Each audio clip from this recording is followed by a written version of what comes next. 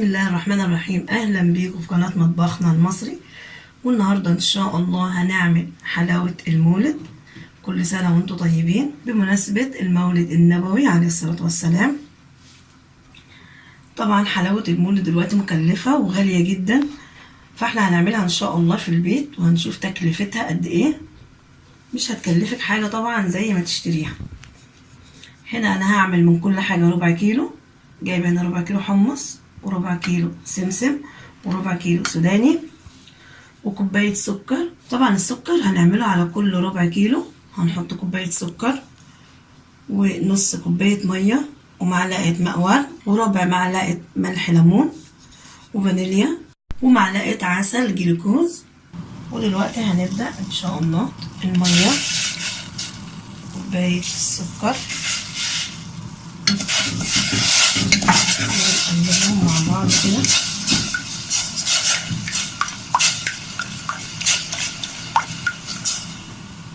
نستناهم اما ياخدوا غلوتين وبعدين نضيف عسل الجلوكوز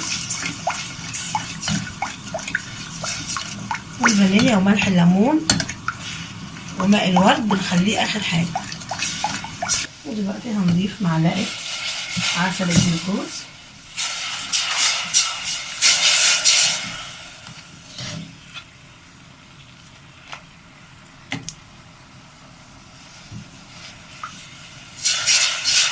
وبتهدي النار عشان ما يلونش منك بسرعه. طبعا المقدار ده زي ما قلت في اول الفيديو ده على الربع كيلو سوداني او سمسم او حمص. دلوقتي هنضيف ملح الليمون ربع معلقه، ما تكتريش، المعلقه الصغيره خالص. هنضيف دلوقتي الفانيليا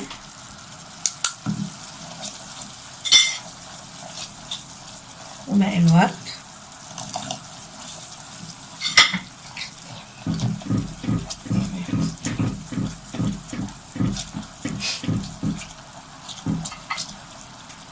وهنقلب كده. طبعا ما بياخدش معانا لون، وبدأ خلاص اهو يعمل كده عود. وهنعمل اختبار كده اهي، بدأت تعمل معانا عود اهي. نبل ايدينا ميه، ممكن نحطها اصلا هي في الميه. اول ما تعمل معاكي عود كده وتلاقيها جمدت يبقى كده خلاص. وبعد ما هتعملي الاختبار تلاقيها جمدت كده او قصفت، نبدأ نحط السوداني او السمسم او الحمصية كله بنفس الطريقة كده، وبنديها تقلبتين على النار. واهم حاجة بتكوني محمصة السمسم، بتحمصي السمسم والسوداني والحمص طبعا عشان ما تخليش فيهم اي نسبة رطوبة في طاسة على النار، او تحطيهم في صينية وتدخليهم الفرن، اي حاجة الاتنين ماشي. تاخديهم تقلبتين على النار كده، وتكوني جايبة صينية ودهنها زيت عشان ما يلزقش فيها. وبنبدأ نفضيه، وبنجيب الفرادة دي وبنفرد كده، بنسويه كده، وبنبدأ نسويه كده.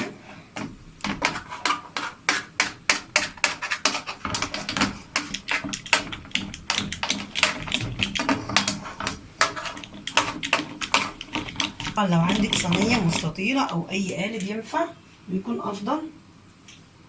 ما عندكيش بقى بتحطيه في صينيه كده وبتسويه بالسكينه. نبدا نقطعها قبل ما تنشف.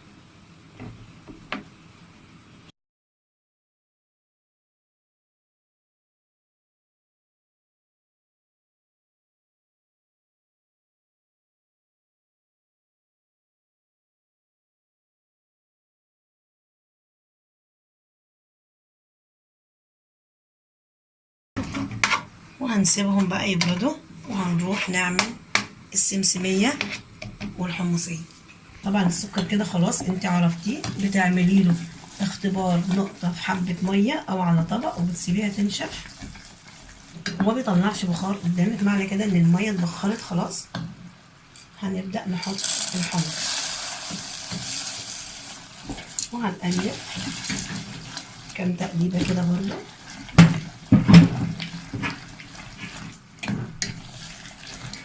وبنجيب برضو بنفس الطريقه صينيه مدهونه زيت، وبتدهني الفرادة دي برضو بالزيت، تفردي بيها عشان هو سخن طبعا، مش هتقدري تفردي بايديكي.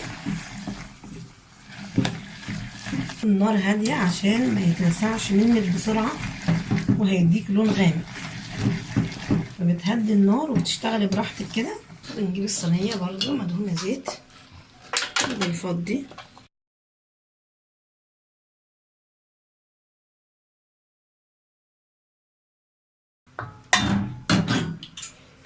وبنجيب الفرادة مدهونة زيت وبنفرد برضو.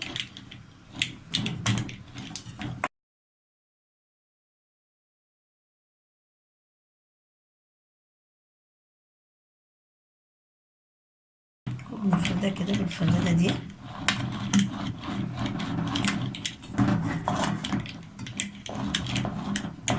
وهنقطعها برضو نروح نعمل السمسمية، وبنفس الطريقة هنعمل برضو السمسمية. هديهم تقليبتين على النار، وبرضو هدهن الصينية زيت وهنقطعهم ونرجع ان شاء الله نشوف هنعمل ايه كده. ونفضي السمسمية ونفردها بنفس الطريقة ونقطعها وارجع لكم ان شاء الله. بتسويها بالسكينة او بقطعها زي دي كده، وهنبدأ نقطعها.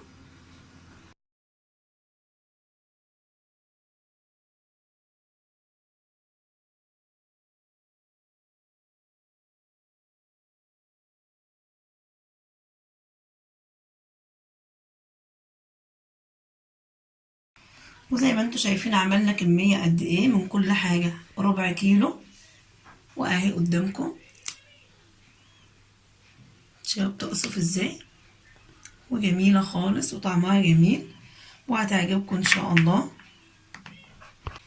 وده الشكل النهائي لحلاوة المولد، جربوها ان شاء الله هتعجبكم، وبالهنا والشفا، وكل سنة وانتم طيبين. وإذا عجبكم الفيديو ما تنسوش تشتركوا في القناة وتضغطوا لايك وتفعلوا الجرس، وشكرا.